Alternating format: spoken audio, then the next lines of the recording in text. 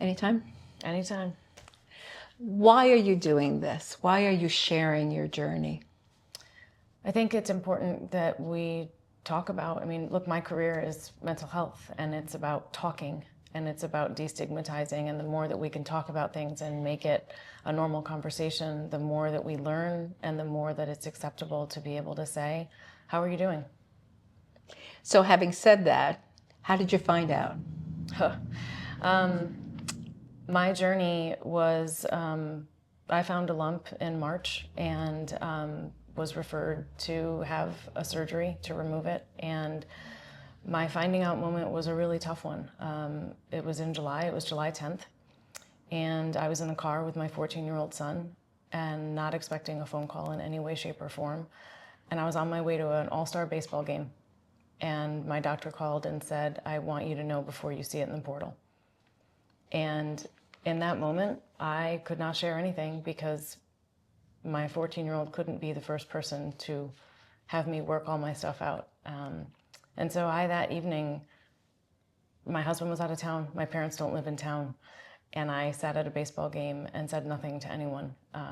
And it was not expected. Like it was a out-of-body moment. I can go back to that night and I can remember all the people that I spoke with, but even my sister-in-law was at the game. I didn't say a word to anyone and just kind of sat with my information. I finally reached out to my very best friend and my parents and had a small conversation with them. But it wasn't expected. Are they the first people that you spoke to about it? The first person I spoke to was Lisa Mulcahy, the chief clinical officer that I work with.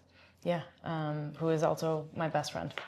So had you been having mammograms up until this point? I had, yeah. I had missed 1 year, and I had mammograms 6 months before they found the lump, and they said there was a little something different about the mammogram, but I had no idea, and I didn't know to ask the questions that it was a problem. I thought that maybe it was just a cloudy mammogram, and that's why they wanted me back in 6 months.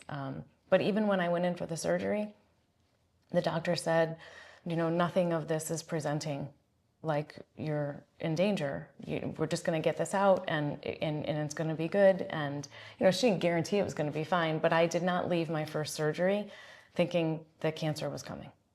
That was not on my radar at all. And so that first gut reaction was like a punch in the stomach. Okay. Yeah. I'm going to die was my first thought. And who's going to raise my kids? And anyone who knows me knows that for me, the very most important thing in my entire life are my children and my husband. And all I could think of was, for me, everything else falls away. I never want to have anyone else have to raise my children. And that was the original thought of, how am I going to tell my kids that their mom might not be here? Because at that point, you don't know anything. There's so much unknown. You just know it's cancer, but it's not like then there's the follow-up of, and it means this and this and this, and oh, you're going to be okay. Because they can't tell you that. And what was your kid's reaction? That must have been a very, very tough conversation. Well, and my kids didn't know until it was probably a week later that I told my kids. At the time that I found out, one of my children was on vacation, and I waited until he got back. And there was a lot of tears, and there was a lot of unknown. There was also a lot of humor at some point in the evening. When we got through the initial hard piece of it, and I have to say, my ex-husband, my mother-in-law, they were all in the house. And so we had created this really nice support system. I was upstairs in their bedroom, and we laid on the bed and we cried a little bit. And then I said, okay, what are the positives? What are the positives that we can take out of this? Let's think good, think we're going to be okay. And my youngest son said, well, Mom, if you go to Disney World and you tell them that you have cancer, we'll probably get to the front of the line.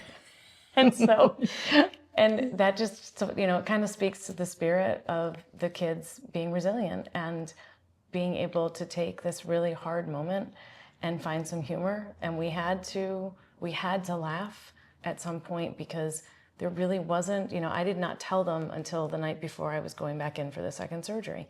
And so for me, it was about, okay, now we know we've got to get in and take care of this. But that unknown space for my kids, that's who I worried about the most, because my husband and I, my ex-husband, my family, my parents, my mother-in-law, we can all talk it through, rationalize it. But for kids to hang on to something like that, I knew it was an impact.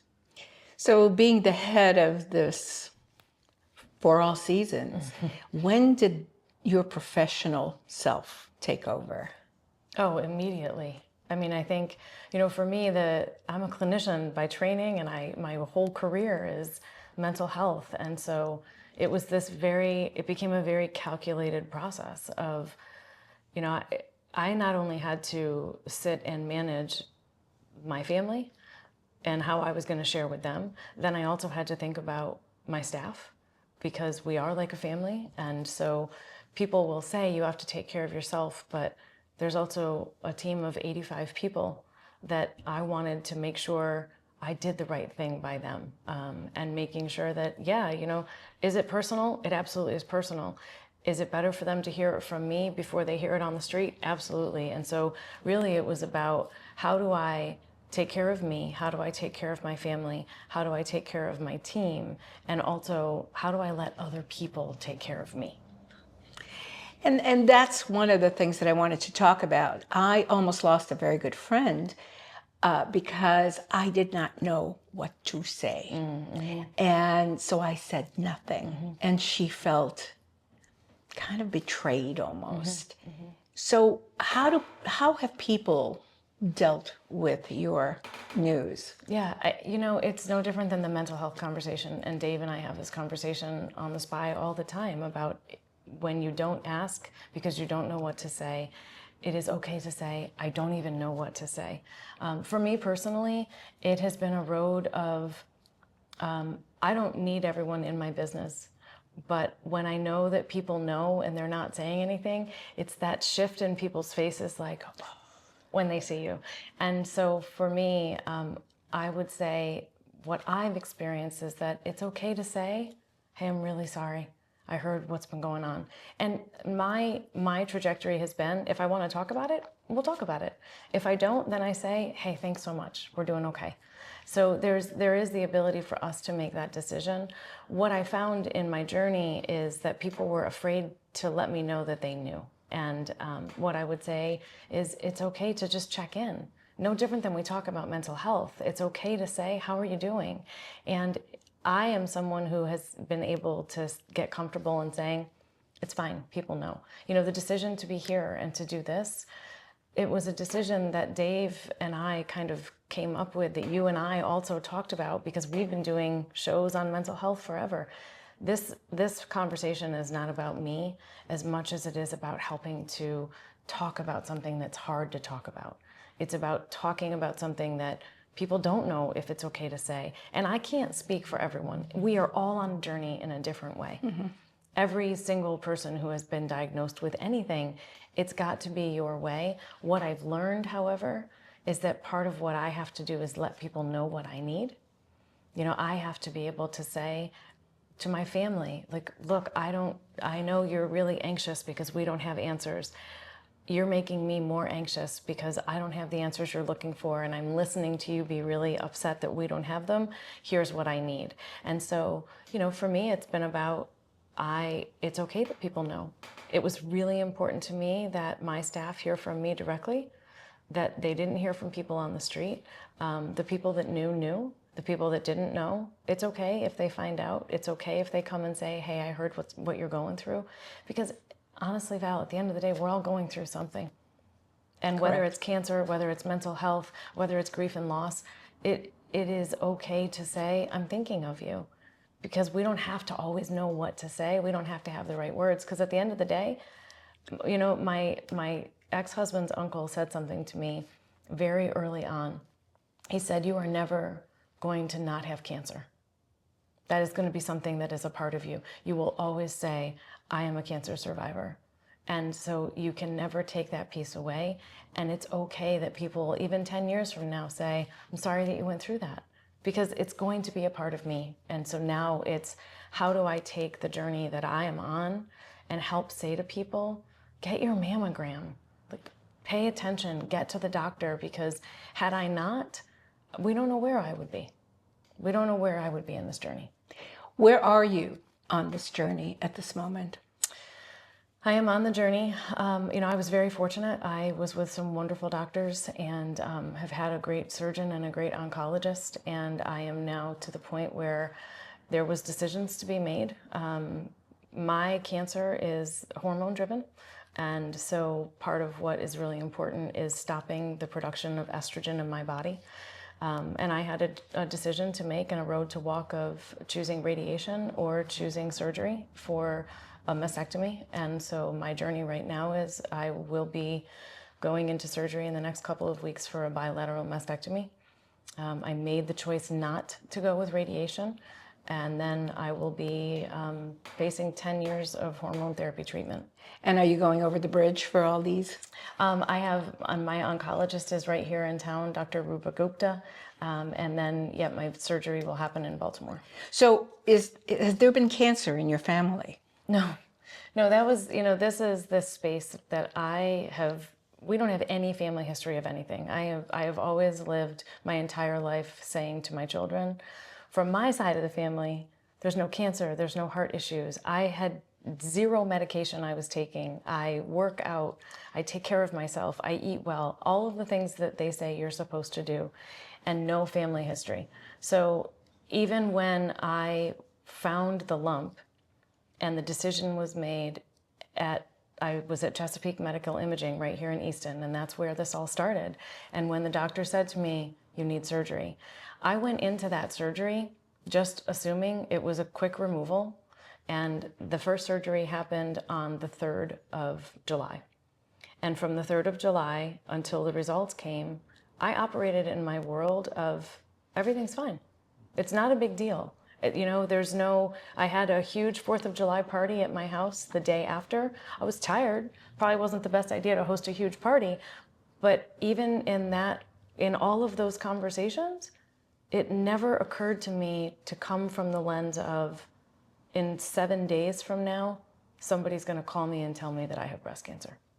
It never occurred to me. I just was in a space of, I'm a glass half full person all the time. And so it never occurred to me that phone call that came at 4:56 on a Thursday night was going to be the doctor saying, this is what you have. And even when she called me, Val, I asked no questions. I mean, my son was in the car, but I couldn't even process what she was telling me to be able to even formulate a question. And so the hardest part for me was that next 24 hours, because the call came at 5, and here I'm waiting until the next day to be able to reach back to the surgeon to say, wait, what does this mean? And so then, of course, you go to Dr. Google and you read a million things, and you start looking, and you hear one person's perspective here, and then I went to my chart, and I was looking at the diagnosis, and I'm throwing it into ChatGPT, and I'm trying to get as much information as possible, when the reality was who I needed to speak to wasn't at my beck and call, but she was awesome about calling me prior to me seeing it on my chart, because right.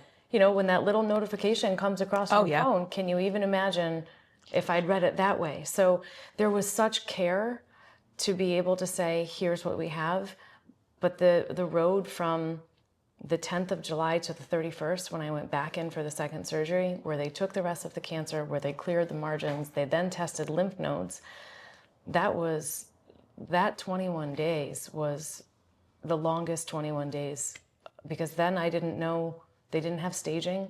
We didn't know if it had gone anywhere else in my body. And so your mind just wanders in all different directions. Was chemo part of your decision? I am fortunate that I did not have to have chemo because of the stage of my cancer and the way that my onco score, so they do a score that tests the type of cancer, my results were that the benefits of chemo did not outweigh the negatives. And so my oncologist recommended no chemo. And do you wake up every day? Is that the first thought? Every day. There's not, there's not a moment that goes by that this is not in my head. Whether I'm sitting here with you, we had an event for For All Seasons last night, and it is always, there's like a preparation that comes with being in the community, because I am in a space of a public figure. Correct. And no, I'm not in Hollywood, but people know me and people have seen me. And so knowing that I need to be on and prepared to answer questions, and that also giving myself the permission to not be on and answer those questions. We talk all the time in mental health and in positions of leadership where people have to be on because it's their role. And so the beauty of this community and how people have responded is that there's also a person behind a title, and there's a person behind the camera. And that's what I have felt the most from the people who surround me, is that no matter how I show up, it's okay.